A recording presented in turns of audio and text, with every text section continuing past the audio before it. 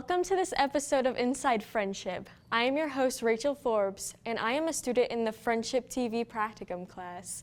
In every show, we introduce to you the people and programs that make Frenship ISD a special place. Frenship High School is a host to a lot of magical people, some of which are a part of our very own Dungeons & Dragons Club. This is D&D, a game filled with action and roleplay.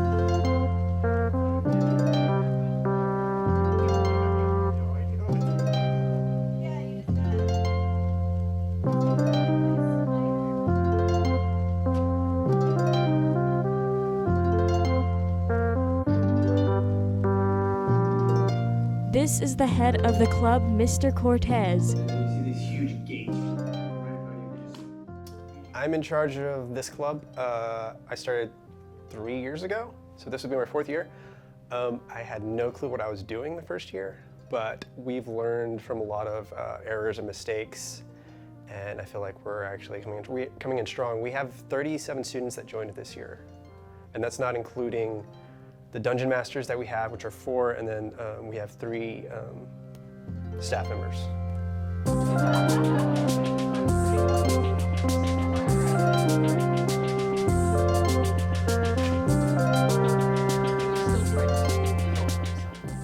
D&D was created by Gary Gygax in 1974. Essentially, it's a role-playing game. It's a combination of everyone just joining together and just storytelling. Essentially, when I first started the club, because I work in the SPED department, I wanted to create a safe place for students with autism or other intellectual disabilities to practice their social skills. And we did have, that first year, we did have a few students from the SPED population join, but then we had a huge number of students that actually just wanted to come and play. And so then it just started growing. So every year we do have some SPED students, but then also we have regular students, and then they all get to know each other, which is really awesome. So like, say you have a kid that's on one side of the school and never goes over here and meets these other kids, but they have like a lot of shared interests, and D&D kind of bridges that for them. Many students enjoy D&D. They enjoy it so much that a single game can last almost 3 hours long. For me, it's just like channeling that artistic side of me. But also there's a bunch of other students that are artistic as well, and they join the club. And then they establish new friendships, and that grows. One year we had, I think it was our first year, we had 6 kids that met in a group. They didn't know each other, but they developed a bond, and they started to eat lunch every period, every day, and they became really good friends, and they also ended up working at Premier Cinema, so it's really cool.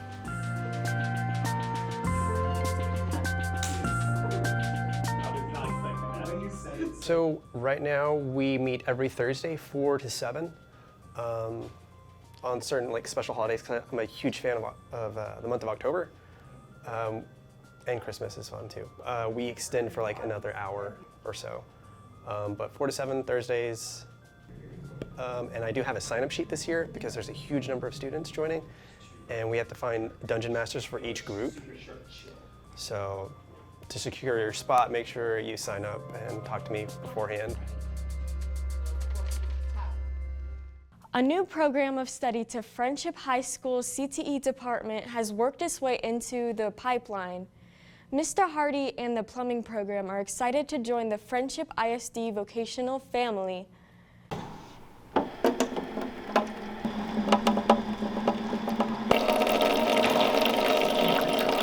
Pen, paper, spiral notebook, their gloves, their eye. Well, they're going to start out learning the basics of plumbing, and as they advance and understand, we're going to take them from the residential market up through the commercial market, and then visit with them about licensing, how they can obtain a license as soon as possible. And I'm also trying to make them understand how absolute plumbing is, that same as like food and fuel, you have to have plumbing to live every day. And so just trying to help them to understand what kind of opportunities there is out there for them. The money's real good, the need is big. You know, in America for years, what you want to do is go into a business that they have a shortage of the skilled labor needed. And plumbing and heating, air, and electrical are certainly top of the list in the nation. And whether you're a young person that you want to go to a 4 or 5 year university after your senior at Frenship, that's fine, or a junior college, or if you don't want to go to college at all, this is something that you can go directly in and make some very reasonable money.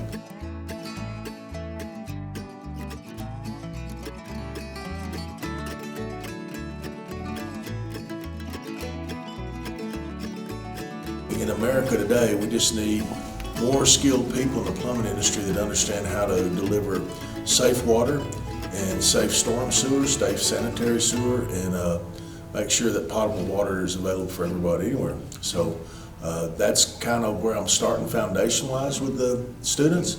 For this class, their labor would entail us doing our projects, and yes, everybody's going to have to work. They're going to have to cut pipe, put it together correctly. Of course, you know how it is. I'm going to show them how to do it, but then once I show them, I'm cutting my stuff out and making them start. The construction department, the other classes, they're actually doing the framing and stuff. Like we started helping them, and I produced plans for them. But the construction's doing that part. But the plumbing part, yeah, my young people in our classes, they'll be running every bit of the water, the sewer, and natural gas. I'm at the deal where I must keep the young people engaged, hands-on, thinking about what we're doing, and hopefully over a period of this going through succession after succession, maybe it'll catch on to them. If you take it far enough, you can learn how to read blueprints and estimate jobs. You could eventually go to work for a company being a mechanical draftsman, and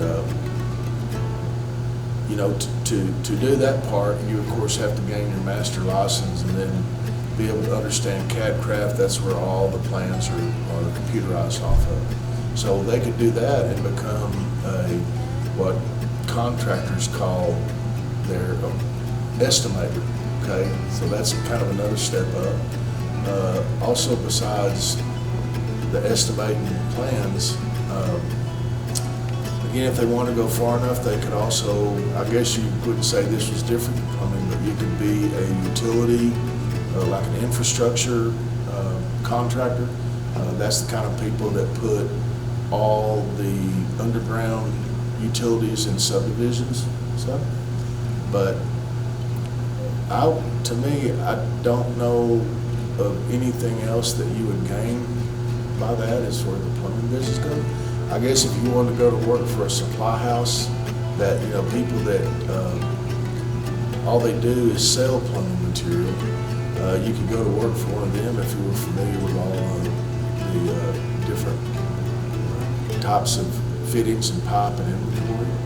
You know, you could go to work for them like Ferguson or Overcamp, places in Lubbock, that, you know, you could be with there. But outside of working for a plumbing or heating and air supply house, being an estimator or infrastructure engineer, other than that, it would just be the plumbing license that I can think of right now. You know, there might be some more, but that's all the areas that I know of in my 42 years later. I think for one thing for all of them is they will be able to learn how to repair stuff at home instead of them or their parents or guardians having to call a plumber.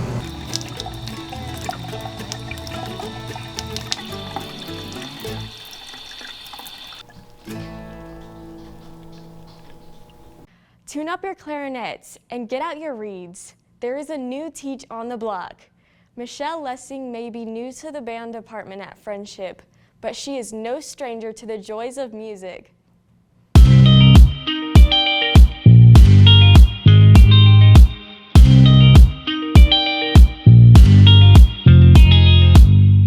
I'm Michelle Lessing. I'm an assistant band director here at Frenship High School. I was born in Abilene, Texas.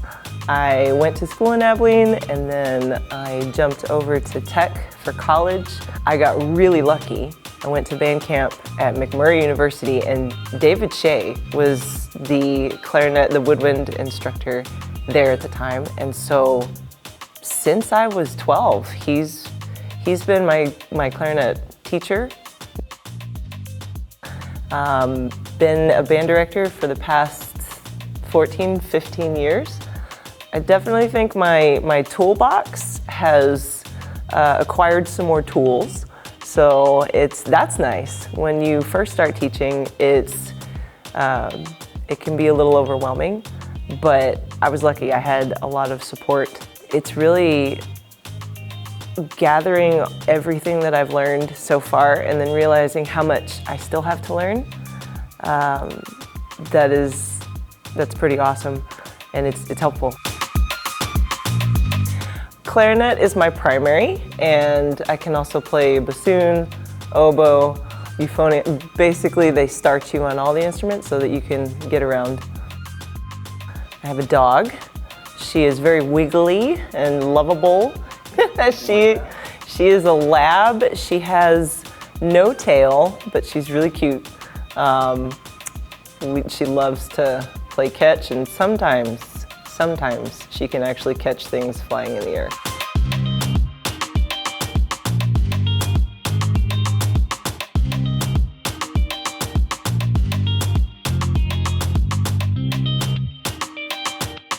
Strength, we'll go there first because that's a little easier. I think that I can connect with people fairly quickly. A lot of listening and looking first, and then just finding something to talk about. Some of the weaknesses that I might have is maybe I get really detailed about certain things, and I have to step back and be like, okay, there's different ways to load the dishwasher.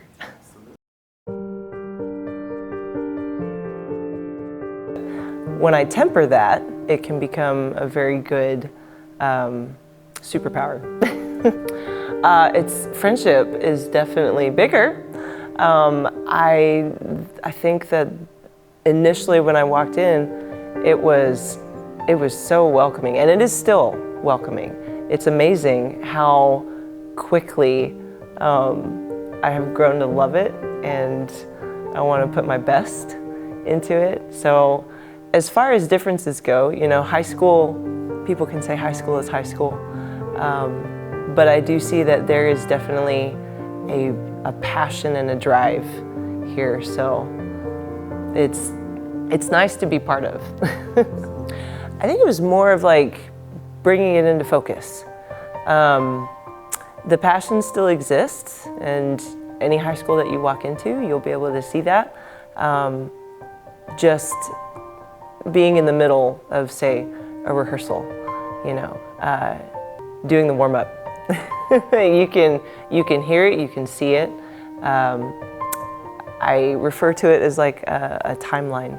So at Friendship, I feel like we're a little bit further down the timeline, and it's cool. It's cool to see. So we're doing the same things, but it's further. Marching band has taught a lot of skills to me. There's a lot of discipline involved in marching band.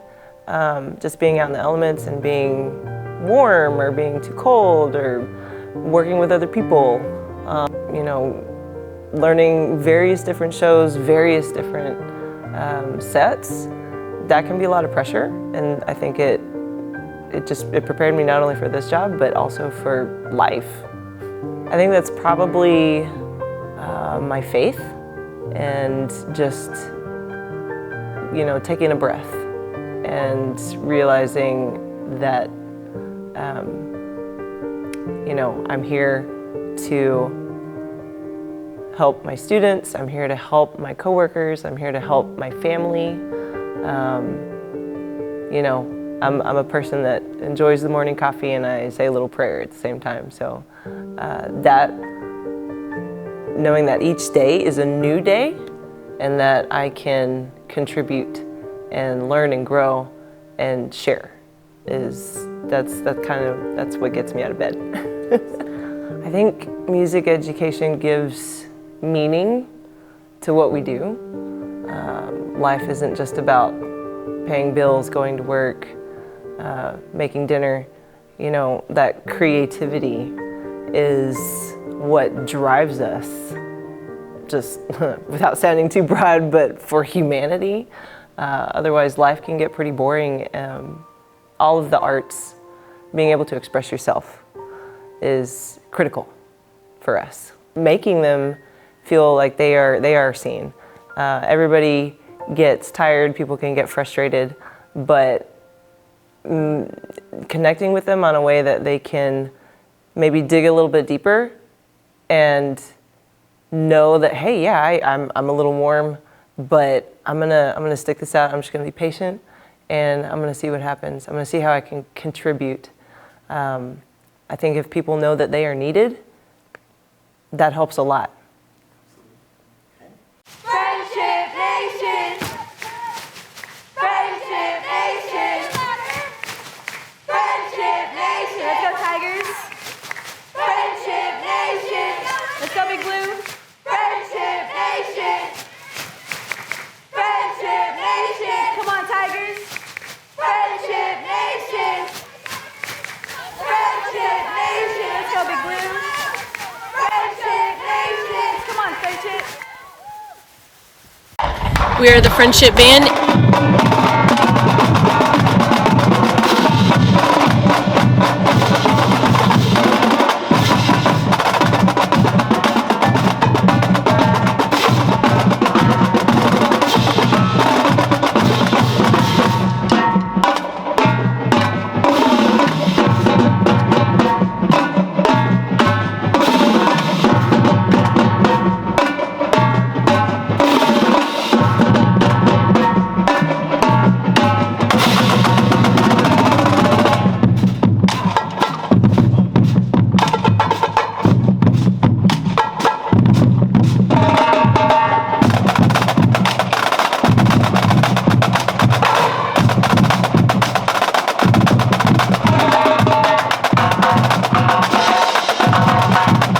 And you're watching Friendship TV.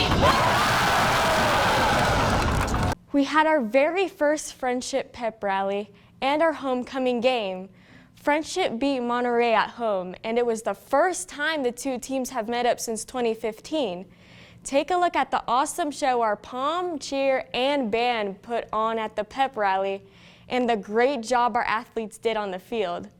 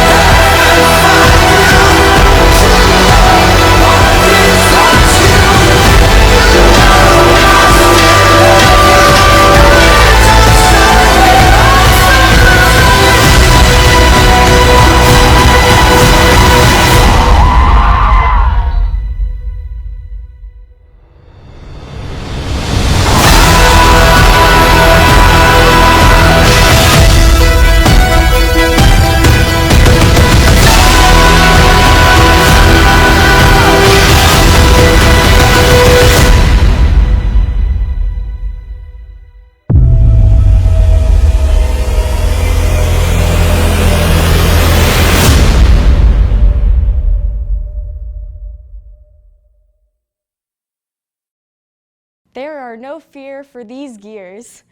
Frenship Robotics is in full swing to prepare for their upcoming competitions.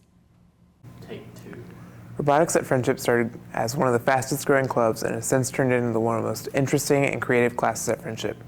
The class is taught by Mr. Holloway, who's been passionate about robotics since his childhood and has greatly influenced and shaped the students into the next great robotics engineers. Well, they learn, of course, all the basics, and one of the biggest things is we learn design software called Fusion 360. That's where they can go into a virtual environment and basically design their thoughts and bring all their thoughts to some sort of reality. It's basically they're designing in 3D images. So that's one of the biggest things they learn first, and then once they come up with a design that they're satisfied with, then they'll turn it into blueprints and bring it out here in the shop and actually fabricate it.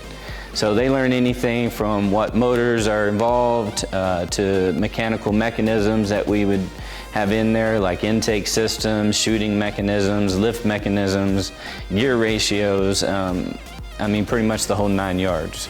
The most exciting thing is just watching students be able to show their creativity or show their passions. I have a lot that come in and they'll want to do a side project. Like in my independent study, they decided they wanted to build a Dio droid. So getting to watch that, and then if you look over my shoulder here, students taking on and figuring out how can they build a movable assembly arm, and how can they take and incorporate 3D printed objects into their robotics. Just watching them become more creative and stepping out of their comfort zone to take on something that they're interested in is one of the best things about robotics. 1977, I was 6 years old, and I saw the first Star Wars movie, and I was hooked from there. I've been a big robot droid fan and fanatic ever since then. So I've always had a passion for how things work. The world's revolving, and the way things are advancing, the technology that they learn during just that process is beneficial to them. I have students that are stepping straight out of high school into engineering firms and working for engineering firms. They're moving on. We've had 100% college acceptance into engineering programs for the last 7 years. I mean, it just goes on. They're learning, they actually have to go out, they're learning how to budget, they're learning how to spend our money wisely, they're looking at how to find the best purchase, they're learning how to speak about their products. I mean, the list is endless in this program. Robotics at Frenship has helped students build their way into a better future. I'm Blaze Whitaker, and thank you for watching Frenship TV.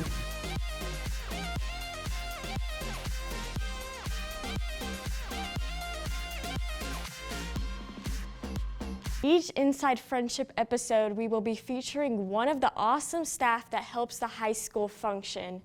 This episode, we went to speak with Nikki Morrison, the lead counselor for Frenship High School.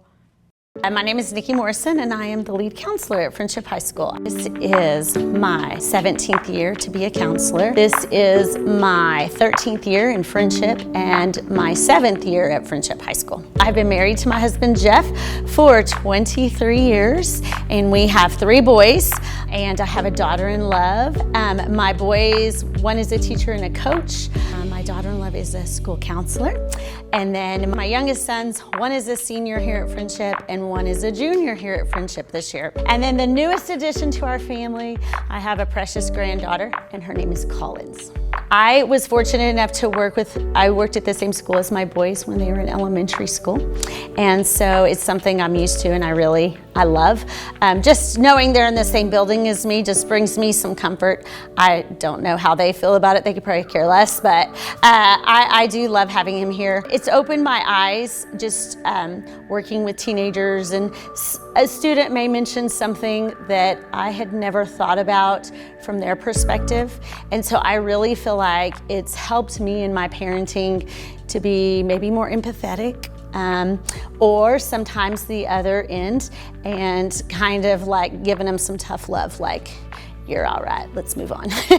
Pretty much every day, a student will say something to me that I either learn something from or that just causes me to think about things and look at different perspectives. So it definitely gives me different viewpoints on different things in life, and I just love everything about that.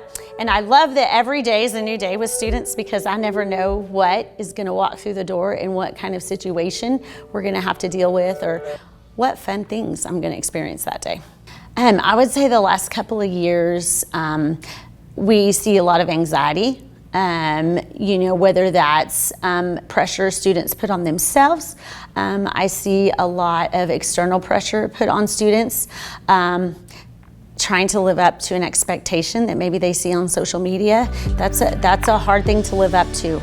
It's an unrealistic expectation, and so I believe that has caused a lot of anxiety in our students. My favorite thing about Frenship High School is the students and the staff. I feel like we have the best students out there, and that no one could compare. The staff is just an amazing group of people who are here, who love their job, who love kids, and I feel like we all have the same goals in mind, getting students on to the next level, but getting them prepared and helping that transition be as smooth as possible and just releasing them into the world as prepared as we can get them, whether that's academically and then on our end, emotionally, you know, college ready, all of those facets that go into the next phase of life. I remember in middle school, I wanted to be a social worker / counselor. It's always been what I've wanted to do.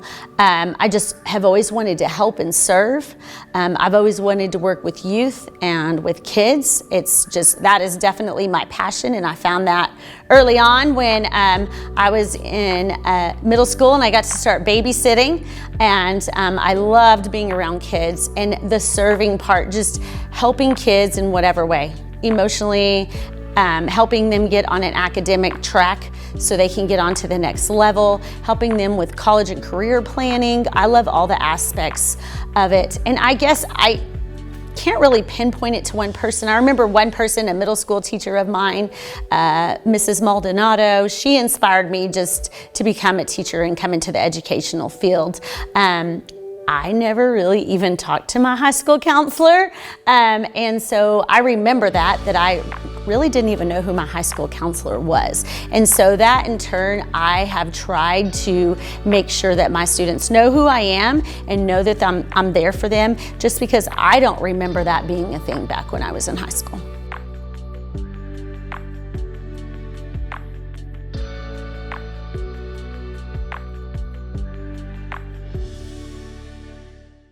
Thanks for joining us today. If you know of a great story about Frenship ISD, let us know. Share your story ideas by calling or emailing. Also, be sure to follow Frenship ISD on Facebook and Twitter. We will see you on the next edition of Inside Frenship.